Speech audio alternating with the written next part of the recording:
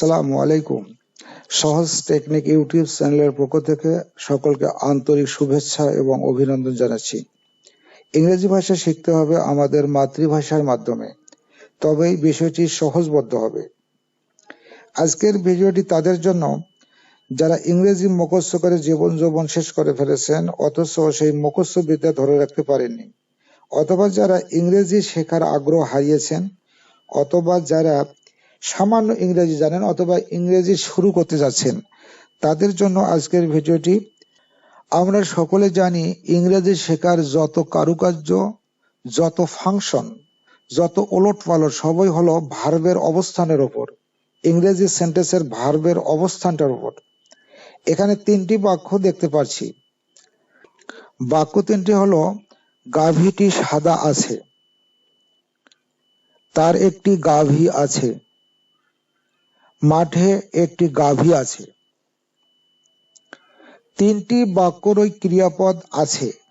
অপরদিকে আমরা ছোট্ট থেকে ইংরেজি শিখে এসেছি হ্যাভ, হ্যাজ মানে আছে। তাহলে কি বাংলা বাক্য তিনটিকে যদি আমরা ইংলিশে কনভার্ট করি, সেক্ষেত্রে প্রতিটি সেন্টেন্সে সাবজেক্টের পর বা কর্তার পর হ্যাভ হ্যাজ হবে, অর্থাৎ সাবজেক্টের পর ইংরেজি করার সময় হ্যাভ অথবা হ্যাজ বসবে। এমন কনফিউশন অনেকের থাকতে পারে, যেহেতু তিনটি বাংলা বাক্যের শেষে আছে শব্দ, আছে নামের ক্রিয়াপদটি আছে। আপনি ভিডিওটি সম্পূর্ণ দেখতে থাকুন, আশা করা যায় আপনি এর সমাধান স্থায়ীভাবে পাবেন। আমি আপনাদেরকে ভালোবেসে চ্যানেলটি খুলেছি এবং অনেক সময় আমার মূল্যবান সময় ব্যয় করে ভিডিও আপলোড করছি। চ্যানেলটি নতুন হিসেবে আপনাদের কাছে সাবস্ক্রাইব করার একটা আবেদন করতেই পারি। আর আপনাদের অত্যন্ত গুরুত্বপূর্ণ জ্ঞানগর্ভ একটা মতামত চাচ্ছি আমাকে, যেটি অনুপ্রেরণা যোগাবে। আর এ প্রসঙ্গে আর কথা বাড়াবো না, ভিডিওতে লাইক করে আপনারা বেল আইকনটি অন করে রাখবেন। এই যে তিনটি বাংলা বাক্য আছে, এর প্রথম বাক্যটি সম্পর্কে আমরা একটু ডিসকাস করব। প্রথম বাংলা বাক্যটি তিন ভাবে লেখা যায়। গাভীটি সাদা আছে, এই বাক্যটিকে আমরা অন্যভাবে লিখতে পারি, গাভীটি হয় সাদা। এই বাক্যটি আবার অন্যভাবেও লেখা যায়, গাভীটি সাদা। এই তিন প্রকার বাক্যের অর্থ কিন্তু একই।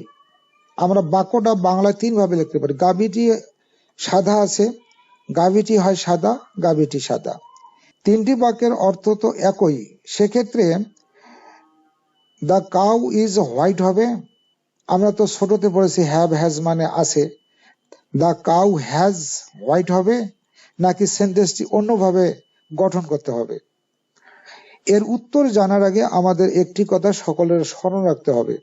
যদি কোনো বাংলা বাক্যে ক্রিয়া আসি, আসে, আসো, আসেন থাকে, অথবা হই, হ থাকে, অথবা কোনো ক্রিয়াপদই না থাকে, এমতো আবার সেন্টেন্সটি গঠন করতে হবে সাবজেক্টের পর এম অথবা ইজ অথবা আর দিয়ে। আরো একটি বিষয় হলো, যদি ওই সাবজেক্টের কর্তা এবং কর্ম একই ব্যক্তি বা বস্তুর অবস্থানগত দিক দিয়ে হয়, সেক্ষেত্রেও সাবজেক্টের এম অথবা ইজ অথবা আর বসবে। যেমন গাভীটি সাদা, এখানে সাদা কোনটি? গাভী কোনটি যেটি সাদা? সাদা এবং গাভী একই বস্তুর অবস্থানগত দিক দিয়ে একই প্রাণীকেই বোঝানো হয়েছে। একই প্রাণীটাকে, সাদা বস্তুটা ওই গাভীটি ওই সাদা প্রাণীটি। এখানে সাদা প্রাণীটি কোনটি? গাভীটি। তাহলে গাভীটি কোনটি? ওই সাদা প্রাণীটি। অর্থাৎ সাবজেক্ট এবং অবজেক্ট একই, ব্যক্তি আর বস্তু অবস্থানগত দিক দিয়ে যদি একই বোঝায়, সেক্ষেত্রে উদাহরণগুলো লক্ষ্য করুন। সে সাহসী, সে হয় সাহসী, সে সাহসী আছে। তিনটা বাক্য কিন্তু একই। আমরা বাক্য তিনটি এভাবে লিখতে হবে, সে সাহসী, সে হয় সাহসী, সে সাহসী আছে, কিন্তু এর ইংরেজি হবে একটি, হি ইজ ব্রেভ। আবার দেখুন, রহিম বাজারে, রহিম হয় বাজারে, রহিম বাজারে আছে, এর ইংরেজি হবে রহিম ইজ দ্য মার্কেট। এখানে সাহসীও যিনি, সেও তিনি, সাহসীও যিনি। বাজারে যিনি আছে তিনি রহিম যিনি বাজারে আছেন। ইউ আর এ টিচার, আপনি একজন শিক্ষক, আপনি হন একজন শিক্ষক, আপনি একজন শিক্ষক আছেন। এর মানে কিন্তু বাংলাতে তিন প্রকারে হবে। ইউ আর এ টিচার, তো টিচারও যিনি, আপনিও যিনি, টিচারও তিনি। এই ধরনের বাক্যগুলো এম ইজ আর ওয়াজ আর দিয়ে হবে। দ্য ম্যাঙ্গো ইজ রাইপ, আমটি পাকা, আমটি হয় পাকা, আমটি পাকা আছে। পাকা যে বস্তুটি সেটি হলো আম, আম ওই বস্তুটি যেটি পাকা। একই ব্যক্তি বা বস্তুকে বোঝাইলে এটা এম ইজ আর দিয়ে হবে। Am is are, was are, have has, do does এগুলো কোন ধরনের সাবজেক্টে বসে এর একটা ভিডিও, আমার প্রথম ভিডিও হলো এটা। Am is are, was are, have has, do does এগুলো কোন ধরনের সাবজেক্টে বসে ইনশাল্লাহ, যার লিঙ্ক আমি ডিসক্রিপশন বক্সের নিচে দিয়েছি। ভিডিওটি সময় হলে একটু দেখে নেবেন। দ্বিতীয় বাক্য হলো তার একটি গাভী আছে। যদি আমরা প্রথম বাক্যের আদলে এই বাক্যটি তৈরি করি হি ইজ এ কাউ, তাহলে সে বাক্যটি এমন একটা অর্থ হবে, সে হয় একটি গাভী, যা আমাদের এটি কারো কাম্য নয়, এটি একটা বড় মিস্টেক। তাহলে লক্ষ্য করুন, তার একটি গাভী আছে, এখানে সে এবং তার এই দুইটি শব্দের আবার অর্থগত আমাদের একটা কম্পেয়ার করতে হবে। এই সে এবং তার মধ্যে পার্থক্যটা কোথায়? সে হলো ওই ব্যক্তি, আর তার হলো তার অধীনে কিছু আছে। এই তার অর্থটা এটা একটা মালিকানা বুঝাইছে, তার কিছু না কিছু আছে, এটা মালিকানা। সে আর তার একই অর্থ প্রকাশ করবে না।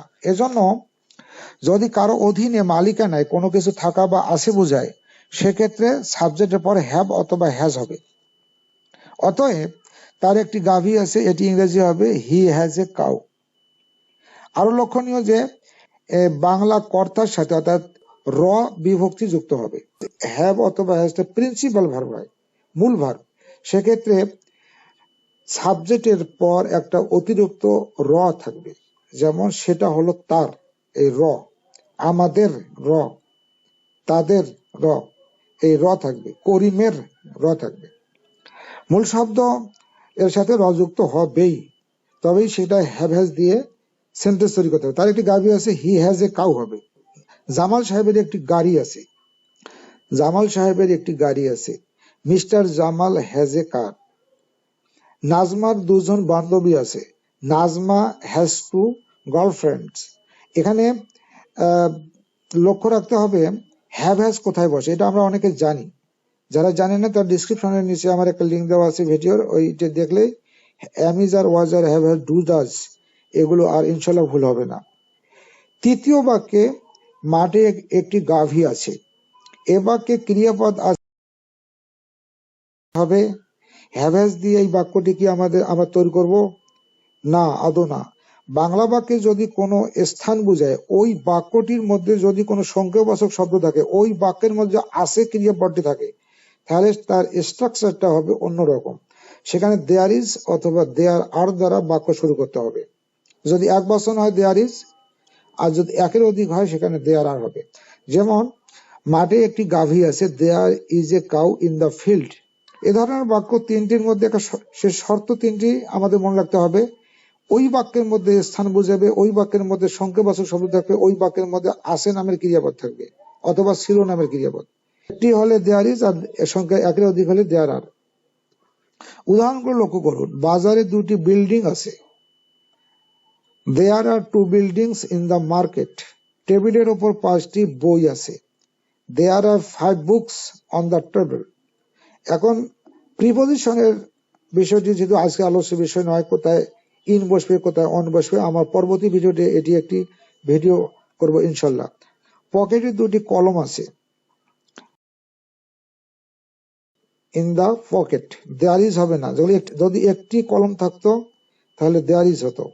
বাড়িতে একটি টিভি আছে, there is a TV at home. তার একটি গাভী আছে, এখানে তার শব্দ দ্বারা কোনো মালিকানা বুঝেছে এবং আছে আছে, এই জন্য হি হ্যাজ এ কাউ হবে। মাঠে একটি গাভী আছে, এখানে তিনটি শব্দ আছে, স্থান বুঝেছে, সংখ্যা বুঝেছে এবং আছে আছে, আছে ক্রিয়াপদ আছে। এই তিনটি শর্ত এই শেষের বাক্যে থাকার কারণে এটি দেয়ার ইজ অথবা দেয়ার আর দ্বারা শুরু হবে।